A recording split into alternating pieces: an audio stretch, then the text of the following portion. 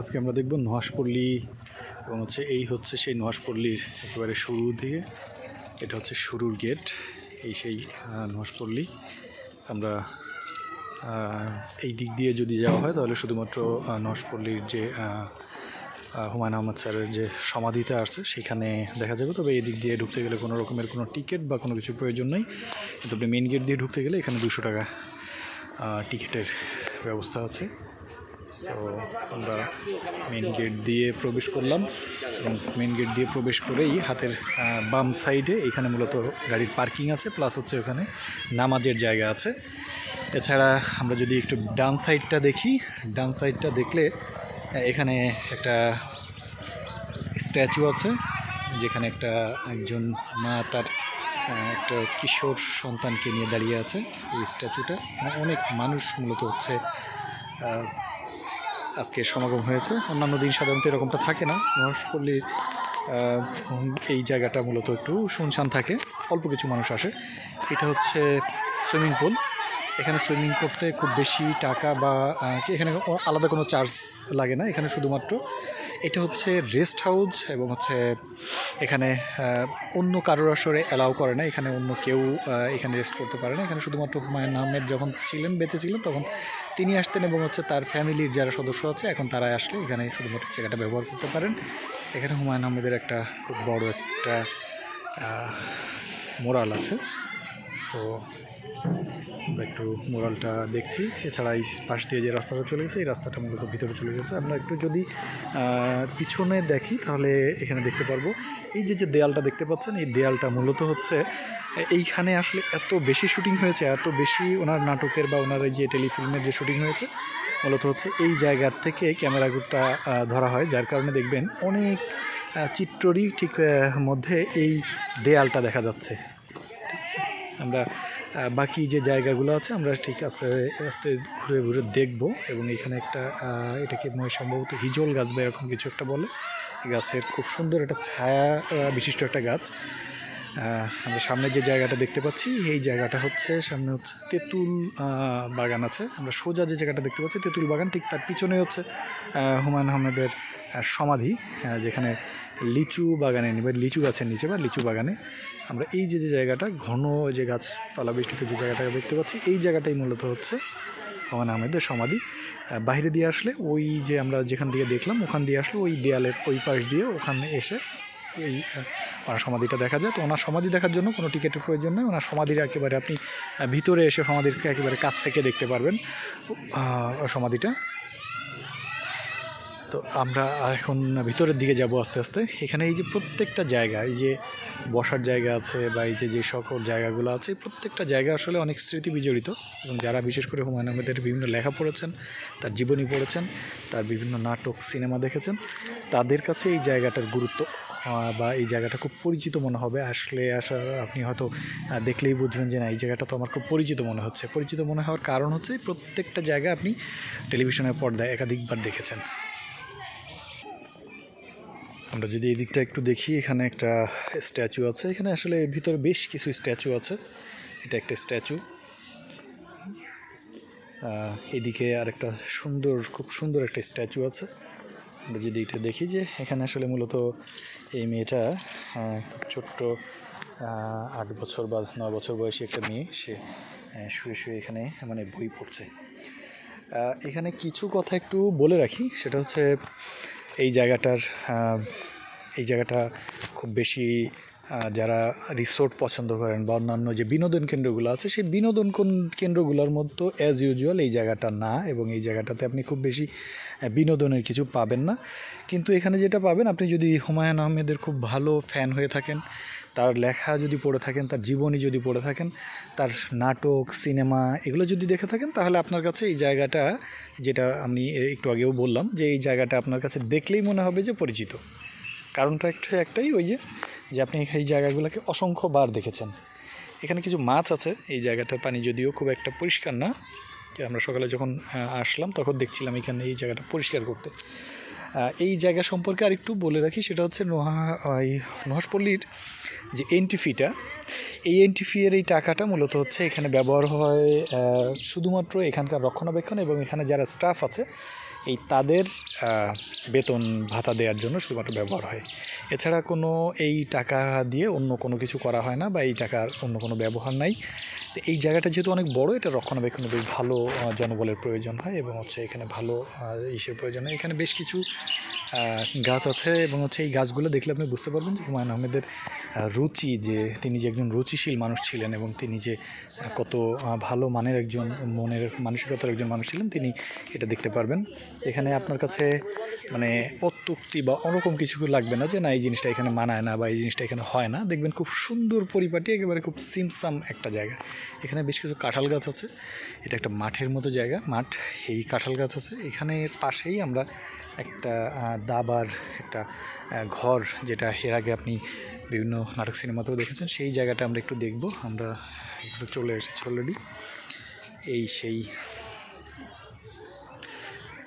দাবার ঘরটা, এখানে মূলত হচ্ছে দেখেন কত বড় একটা কোট এবং এই যে প্রত্যেকটা যে গুটি আমরা বলে থাকি, এগুলো আসলে প্রত্যেকটাই হচ্ছে কাঠের তৈরি। এগুলো অনেকগুলোই নষ্ট হয়ে গেছে, ঘুনে খেয়ে দিয়েছে বা আসলে খুব ভালো রক্ষণাবেক্ষণের অভাবে এই যে জিনিসগুলো আসলে নষ্ট হয়ে যাচ্ছে। এখানে সামনে ট্রি হাউস আছে, আমরা ট্রি হাউসের দিকে একটু যাই, ট্রি হাউসটা দেখি। এবং ওই ঠিক সামনে ডান সাইডে যে ঘরটার মতো দেখা যাচ্ছে, এটা মূলত হচ্ছে বৃষ্টিবিলাস, খুব বিখ্যাত সেই জায়গাটা, হুমায়ুন আহমেদের বৃষ্টিবিলাস। আমরা বৃষ্টিবিলাসটা দেখব, তার আগে আমরা একটু ট্রি হাউসটা দেখে আসি। এখানে বেশ কিছু দোলনা আছে, প্রত্যেকটা এখানে খুব কাছাকাছি দুইটা গাছ থাকলেই সেখানে দোলনা বেঁধে দেওয়া আছে।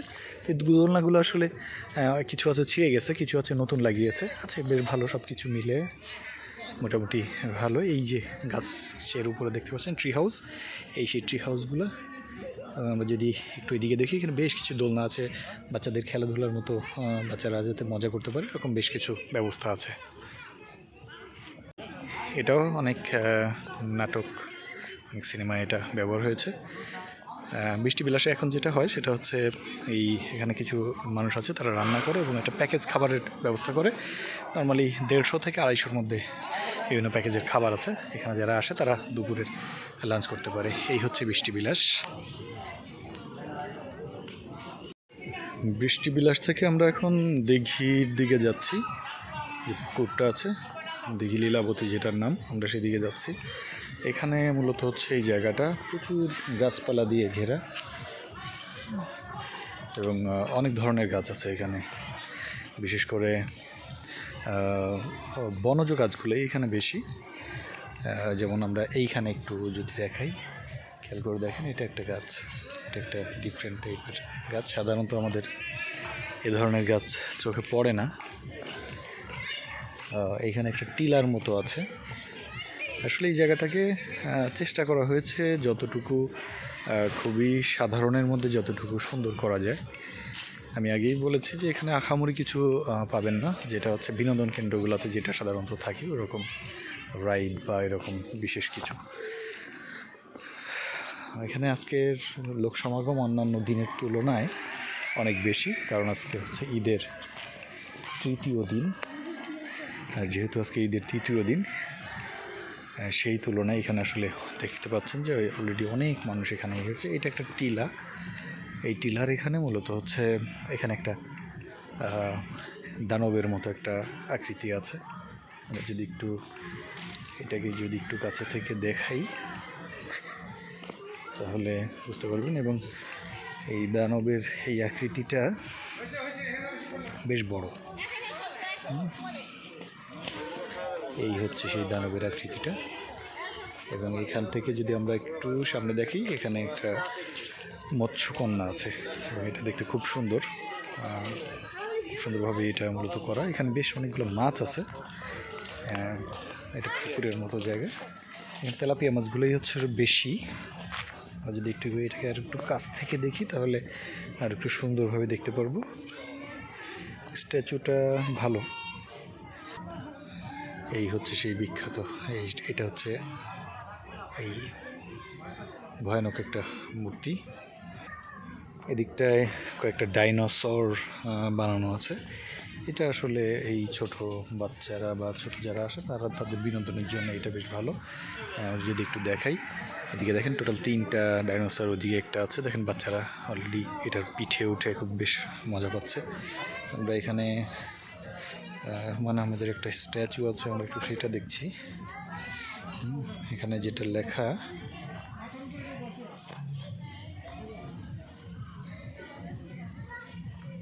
এখানে লেখা হচ্ছে বৃক্ষপ্রেমী হুমায়ূন আহমেদকে জন্মদিনের শুভেচ্ছা, অন্যদিন পরিবার। এটা 13ই নভেম্বর 2006 সালে দেয়া।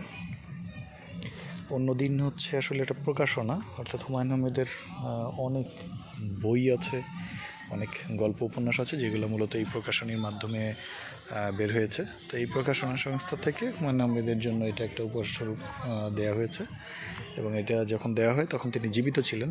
2006 সাল, আমরা জানি যে হুমায়ূন আহমেদ মৃত্যুবরণ করেছেন 2012 সালে। এছাড়া যদি আমরা একটু সামনে দেখি তাহলে এই যে সামনে দেখা যাচ্ছে দিঘি লীলাবতী, এটি হচ্ছে সেই দিঘি। আমরা দিঘিটা দেখব একটু পরে। আমরা দিঘিটা দেখার জন্য আমরা এই দিক দিয়ে যাব, অর্থাৎ ডান দিক দিয়ে গিয়ে আমরা বাম দিক দিয়ে এসে তারপরে দিঘিটার যে ঘাট আছে সেটা আমরা দেখব।